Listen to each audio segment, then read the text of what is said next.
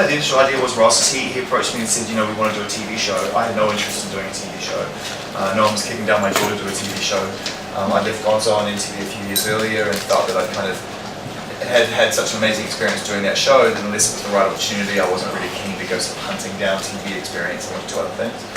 He said, right, we want to do a TV show. I'd worked with Relentless the previous year and had such an amazing experience that we wanted to do more work. And Ross said, look, it's a big priority for us. We really want to do this TV show. I'm going to direct it. I love what Ross does as a director. Let's have a meeting about it. And we sat down for probably half an hour. And within that half an hour, that's kind of what we came up with, which was to just keep it really essential and really simple and try not to reinvent anything. In fact, everyone's racing to try and invent new things. But if you get the right subject and the right subject matter, that essentially it could be just a compelling watch and you get the right live performances. These are the essential ingredients that are quite timeless for music TV. So let's sort of make the best of that approach. And you've been loving that. I mean, you've been doing that for anyone as well, with Rick Rubin and Kanye and Jay-Z, and sitting down with these artists and just purely concentrating on the music. Yeah. Is that what we can expect on this series as well? Yeah, very much so. I mean, just concentrating on their journey, really. I think what's kind of cool about this particular series is that all of these artists, with the exception of Nas, and to a lesser extent, while Queens and Biffy are of the same kind of time frame, a lot of them are really new. So it's quite rare to sit down with someone like Ed Sheeran and go, all right, let's really go back, because he's too busy thinking about going forward. And everyone's just like, let's talk about the last 6 months with Ed. It's like, well, hang on, let's talk about the last 6 years, or the last 16 years with Ed, and let's create some historical context, because just because he's on album number 2 doesn't mean that he's not the zeitgeist. He's not the guy at the moment. He is. He's got number 1 in 62 countries or something at the moment. So let's put a pen in the map or in the timeline for people to watch now and to go back to, so they can say, all right, we got to know what Ed Sheeran was about around album number 2, as opposed to, when he's 45 and winning a Lifetime Achievement Award, when most people have these kind of conversations. Yeah. So we just wanted to kind of contextualize the journey and just hear the emotional stuff and the funny stuff and just put it all together. Right. So the wish list, it's an amazing one, and as you said, these bands and artists aren't ones to do things just because it's part of the promo thing. It's you and it's Ross and it's Soundchain, something new and exciting. So tell us about some of the stories that, let me give you an artist. Let's go Queens of the Stone Age. Right. So you're sitting down with Josh and you go back years with him, didn't you? Where did you record the Queens of the Stone Age program? We recorded it in I wouldn't even know how old it was, but it was an old 600-year-old chapel in Ljubljana. In a monastery in Ljubljana on top of a hill in Ljubljana in Slovenia, which of course is not your average day trip. So we're already there just like, what? Sort of like, how did I get here? And then and he sort of what was funny about that was because it was such an old setting, these guys put us on one of these old church benches. I can only imagine, or a pew, I can imagine you would have sat on 600 years ago and it would have been considered the lap of luxury, but believe me, it's that deep. So you got Josh, 6'10" or something, trying to sit on this thing, and it's that deep. It was the most uncomfortable 90 minutes. It was that with a confessional booth which we moved into. Oh, that would have been great. So what was cool was that we did that there, and straight away I wanted to ask him about his family, because I never really talked about his family before. Growing up with his grandfather, who has a huge influence on his life, and his parents, and his brother, and he's a real family guy. And we got that impression of him very, very, very quickly, that he is a very family-orientated person. And he told us great stories about his granddad and great stories about his dad, and little bits of advice and words of wisdom that these people gave him as he was growing up and as he was trying to find his way through music. And what they play in the house, and it was just a real insight into that side of Josh, who is obviously an incredibly cool customer, incredibly gifted and talented and risk-taking musician, and has been able to, make music with his whatever band he's in, and tell the funniest stories in interviews, and that keeps people at bay in a way from asking us questions. Perhaps, I don't know. Yeah, sure. But I sort of felt like we were in a church anyway. Let's get to the bottom of it. So we did, and it was wicked, and it just gave you a better insight into him. And then on the other extreme, you've got Jake Bugg. Yeah. Who, he's quite hard to interview. He doesn't give away much. He's awesome though. But it's true, but he'll sit there and he'll listen really intently, and he'll always go, Well, and he has this like really old-fashioned approach to answering questions, which is like you'd imagine that the people he grew up listening to, the Don McLeans and the Donovans, that's how they used to approach the media. It's like Jake has this old soul, man. He's not selling every answer. He doesn't sell anything. He sits there, and his mannerisms, his manners, he's so well mannered. His ability to be able to say no, but in a way that adds 20, 30, 40 years onto his age. He'll say no, he doesn't want to do something, and you feel like you've been told by like a 65-year-old folk singer who's been around. You know what I mean? I don't feel comfortable doing that right now and appreciate it. And you're just like, oh my god, it's like you're talking to Johnny Cash or something. It's crazy. With Jake, obviously, comparatively younger, you don't ask twice. Whereas with Josh, who's an intimidating character, you actually feel happier asking Josh than you do with Jake. Jake is pretty. I wouldn't get to a habit of asking Josh twice, man. I'm just saying. And then there's Nas. Well, that was for me a big one because I'm a huge rap fan, and I mean I grew up listening to rap music. That's my primary entry point into music, and my own taste was rap culture. And so to go out and to talk to a guy, I mean I remember exactly where I was the first time I ever heard Illmatic. I remember that year, 12 months that we consumed that record, and no other record pretty much, with the exception of maybe Biggie and a Tribe Called Quest.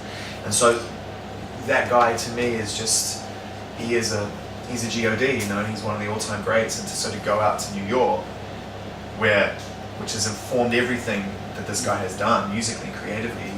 He is. I'm not going to say those words because Jay will have a problem with that, and fans of Biggie would have a problem with that, and fans of Rakim would have a problem. But he's one of the kings of New York. You know, to go out to that city and hang with him in the Blue Note. You know, that club is steeped in jazz history. Everywhere you go, these pictures of these amazing players who played there. His dad's a jazz musician. It all just felt very. The synergy was there, and he was just really open and cool, and that was my favorite.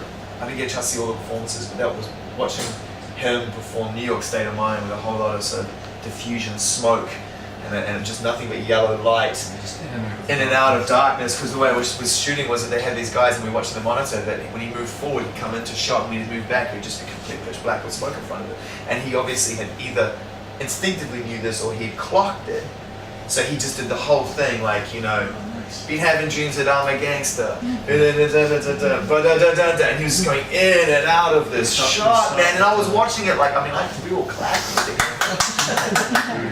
The beginning of New York State of Mind when he comes through and straight out of the dungeons of rap, he just walked out straight into the man. Right. Such a pride. Ross, if you had to choose one performance from the forthcoming season of Soundchain, would it be the Nas one that you enjoyed filming the most? Queen's for you, isn't it? There's two. I mean, that's for a lot of the same reasons as you, because we were pretty much the same age, and I bought that album 20 years ago, and it really meant something to me as well. Not to the same extent, but to 20 years later, to be sitting in the Blue Note with Nas, and asking him to do stuff, and he's just delivering. They were like, "What songs do you want?" We were like, "Any of them." He just absolutely nailed it. So that was quite special. But Queens was something else. I mean, we were so fortunate, and not only did we shoot some acoustic stuff within the interview that Zane did, which we were treated to a song that Josh wrote that afternoon that for me as a Queen's fan is maybe one of the best things that I think we've ever written, he's ever written. And he was just picking it out, and he was learning it as he went, and then it was hilarious, but then he just nailed it in one go. And in the acoustics of this little chapel, I'm filming, and I'm just like looking around at the producer, just going, this is just really special. And then the next night we filmed the whole show, and again, I'm on stage and talked to Josh about getting close and stuff. He's like, "It's fine, man, just stay off the red." And the red is a square about 6 feet square around him. You just don't go there so you don't collide. So you're kind of this close. I think Josh would have a saying for a rug, right? Stay off the red. But when I look back at the rushes, there's definitely a couple of tracks where the camera is shaking because I'm just right in it. But that was really special. That and that's hard to separate, two very different things.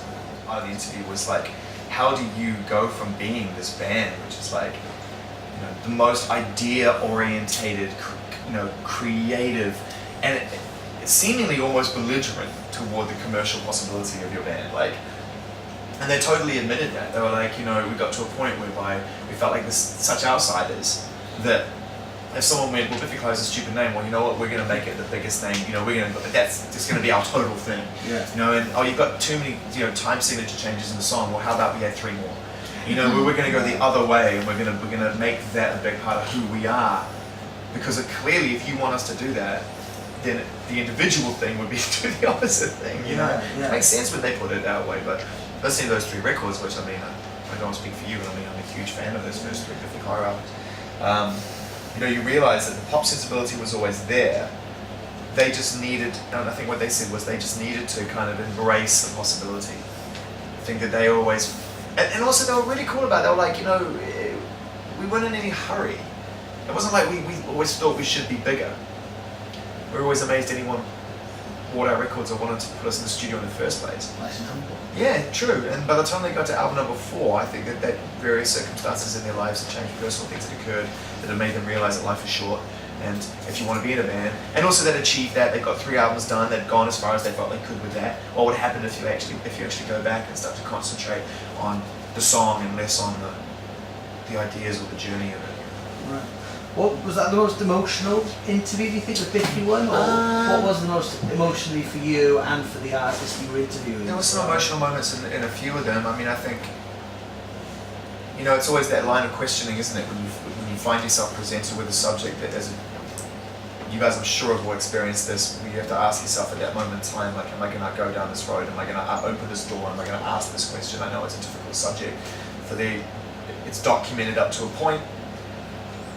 It seems like the time to present the question, you know, do I talk to Josh about the neck thing again? Do I talk to Huw Clyro about, you know, alcoholism and Simon's mother dying? And I mean, I think I'm just not built to be a bulldog in that situation, you know. I don't take pride in beating people up, you know. Jeremy Paxman. But he's really good at it. And some of those people put themselves out there to be challenged. For me, music is a beautiful thing. I'm just always in awe of people who put themselves on the line to make it and express themselves through it, and I just am absolutely consumed by the magic of it. So to then try and dissect it into a very kind of like difficult place is hard for me. But you know, the subject we did go down that road with Simon and his mum. We did talk about difficult subjects. I think the 51 was probably the most emotional one. Yeah, I think also in that as well, one thing that Zane was really good at, I didn't need to be Paxman because, for example, with Naz, it was clear you were a fan, and when you were asking the difficult questions, I mean, there was one, you know, the most controversial subject, the beef. Jay. Yeah, and when you went in for that, he That's paused for a second, and then he delivered the most wonderfully complete answer, and then said, but that's all I want to say about that. And he stood up. But I mean, that's a whole other interview, that subject, so we'll move on now. And it was done in such a nice way that made you feel like, all right, like you wanted to high five a mirror, even though he basically had just done the most amazing way to give you just enough, but not like start the whole thing off again. Because I think that what people are conscious of is that, okay, I understand that, you know, it's part of the sound. Because when you've got a format like Soundchain, the journey's important. You know, you've got to get it to a point where these questions have to be asked because it's part of the life story. People acknowledged that, they respected it, they understood it, they gave us as much as they could without it being a headline again. Because once you've dealt with something, once you've squashed that beef, once you've discussed that or that subject, I think every artist has a right to put it to one side. If you're a good example of where the interview was integrated into the performance, so one of the personal stuff for Simon that then came through in the song Biblical, and we played Biblical for us, and we got 4 passes of Biblical, and by the time we got to the 4th one, he was just spent, not just physically but emotionally. It was actually quite, it's a difficult song for him to sing, to talk about, but also to perform. You know, he really brought it. It was amazing. Looking forward to seeing that. Definitely. And we haven't mentioned Chase and Status yet, and I guess their story is different to everybody else's. Yeah, but they gave us one of the most shocking stories of the whole season. What was that? I mean, do we tell the stories? Do we blow it? Spoiler alert. Spoiler alert? Yeah, I just thought. Well, you know, They're splitting up. No. They're going solo. No, can you mention that? Just Chase. Which one will do? Well, I'm trying to work this out. No, it was to do with their relationship with Plan B, you know, because I know I had spoken to Ben in the past about Chasing States, and he'd always gone, yeah, they're good lads, they're good lads. You know, but in a way, along the lines of like, you know, we have a working relationship is successful, but he always gave off this vibe as it's not without its challenges. So I just decided to raise it with them, you know, and just say like, you know, I know, I've got a feeling that, you know, you guys have an interesting working relationship. and they told a most amazing story. The extremity of that situation, which you have to watch the series for, because it's crazy. Okay, so that'll be a headline. Yeah, if you love Chase's Days and Plan B, it might be a headline. But I mean, it was qualified in a way of pure love and pure mutual admiration. Like, it's a good example. It involved a high intensity, high passionate disagreement. Okay.